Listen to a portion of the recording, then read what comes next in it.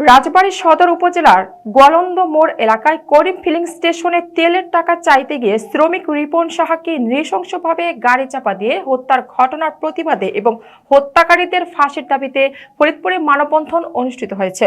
প্রতিনিধি মাহবুব চিস্তি জানান, সোমবার সকালে ফরিদপুরের কৃষ্ণাডাঙ্গি উচ্চ বিদ্যালয় প্রাঙ্গণে বিদ্যালয়ের সাবেক ও বর্তমান শিক্ষার্থীদের ব্যানারে এই মানববন্ধন অনুষ্ঠিত হয়। এ সময় মানববন্ধনে বক্তারা বলেন, গেল 16 জানুয়ারি ভোররাতে করিম ফিলিং স্টেশনে তেলের টাকা না দিয়ে পালানোর সময় রিপন সাহাকে গাড়ির চাকায় পিষ্ট করে হত্যা করা হয়। নিহত রিপন সাহা রাজবাড়ী সদর উপজেলার খানাপুর ইউনিয়নের সাহাপাড়া এলাকার পবিত্র সাহার ছেলে এবং কৃষ্ণাডাঙ্গি উচ্চ বিদ্যালয় 2013 ব্যাচের সাবেক শিক্ষার্থী।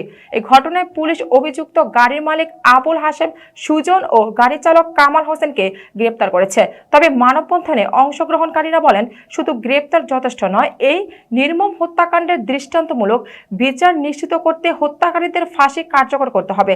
মানববন্ধন থেকে দ্রুত তদন্ত সম্পন্ন করে দোষীদের সর্বোচ্চ শাস্তি নিশ্চিত করার জন্য প্রশাসনের প্রতি জোর দাবি জানানো হয়।